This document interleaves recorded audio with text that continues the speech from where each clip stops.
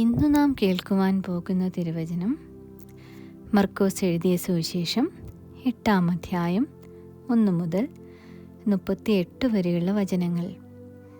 മർക്കോസ് എഴുതിയ സുവിശേഷം 8-ാം അധ്യായം 1 മുതൽ 38 വരെയുള്ള വചനങ്ങൾ. ആ ദിവസങ്ങളിൽ ഏറ്റവും വലിയ പുരുഷാരം ഉണ്ടായിരിക്കെ അവർക്ക് ഭക്ഷിക്കുവാൻ ഒന്നുമില്ലായ്ക കൊണ്ട് യേശു ശിഷ്യന്മാരെ അടുക്കൽ വിളിച്ച് അവരോട്, ഈ പുരുഷാരം ഇപ്പോൾ 3 നാളായി എന്നോട് കൂടെ പാർക്കുന്നു. അവർക്ക് ഭക്ഷിക്കുവാൻ ഒന്നുമില്ലായ്ക കൊണ്ട് എനിക്കവരോട് അലിവ് തോന്നുന്നു.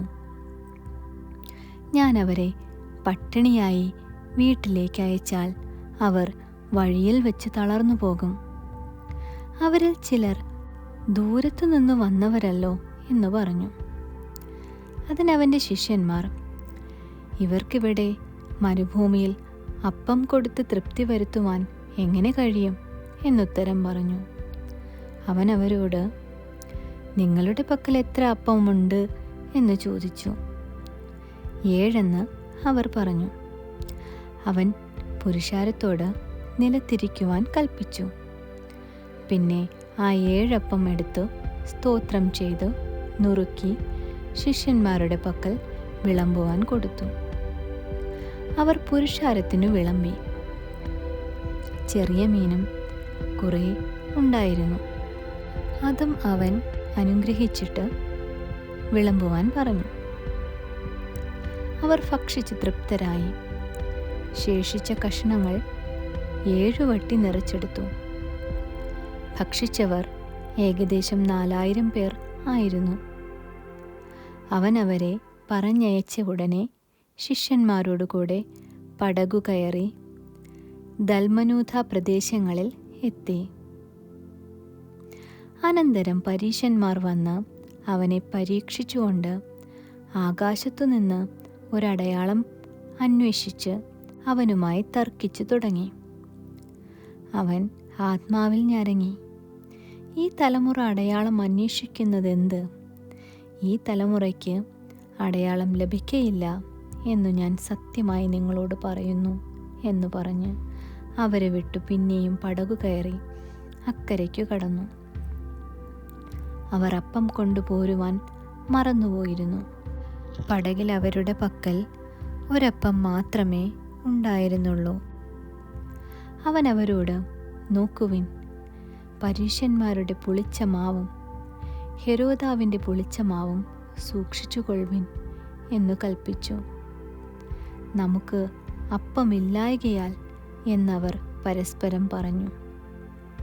അത് യേശു അറിഞ്ഞ് അവരോട് പറഞ്ഞത്, അപ്പമില്ലായ്കയാൽ നിങ്ങൾ അന്യോന്യം പറയുന്നതെന്ത്? ഇപ്പോഴും തിരിച്ചറിയുന്നില്ലയോ? ഗ്രഹിക്കുന്നില്ലയോ?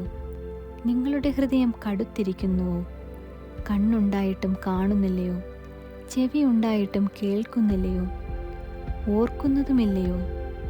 5000 പേർക്കു ഞാൻ 5 അപ്പം നുറുക്കിയപ്പോൾ കഷണങ്ങൾ എത്ര കൊട്ട നിറച്ചെടുത്തു? 12 എന്നവർ അവനോട് പറഞ്ഞു. 4000 പേർക്ക് 7 നുറുക്കിയപ്പോൾ കഷണങ്ങൾ എത്ര വട്ടി നിറച്ചെടുത്തു? 7 എന്നവർ അവനോട് പറഞ്ഞു. പിന്നെ അവൻ അവരോട്, ഇപ്പോഴും നിങ്ങൾ ഗ്രഹിക്കുന്നില്ലയോ എന്ന് പറഞ്ഞു.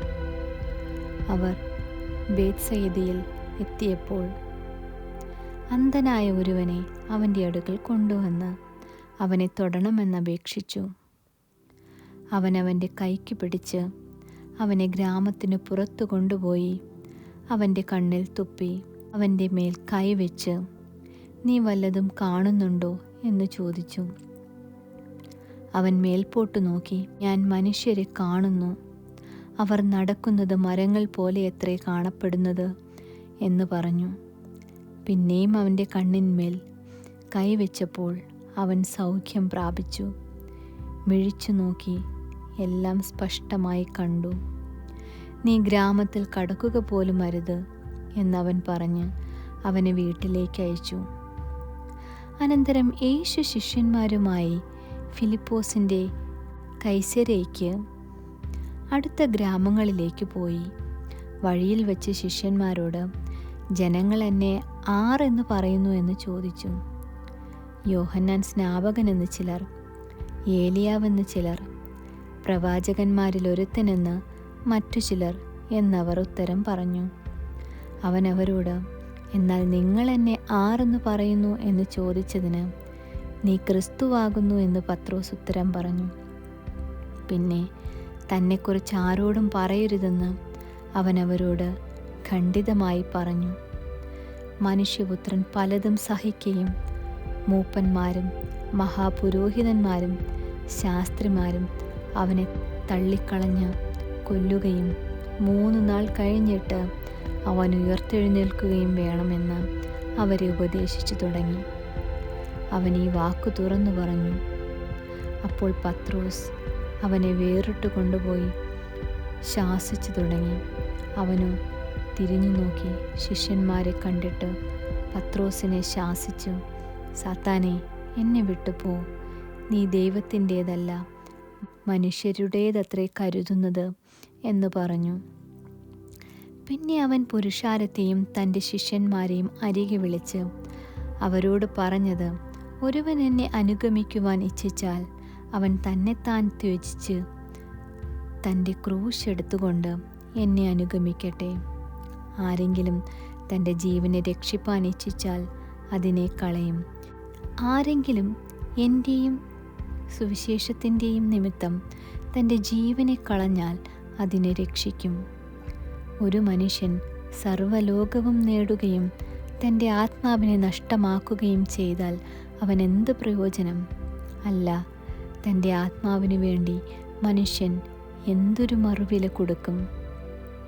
വ്യഭിചാരവും പാപവുമുള്ള ഈ തലമുറയിൽ ആരെങ്കിലും എന്നെയും എൻ്റെ വചനങ്ങളെയും കുറിച്ച് ലജ്ജിച്ചാൽ അവനെക്കുറിച്ച് മനുഷ്യപുത്രനും തൻ്റെ പിതാവിൻ്റെ തേജസ്സിൽ വിശുദ്ധ ദൂതന്മാരുമായി വരുമ്പോൾ ലജ്ജിക്കും. ആമേൻ.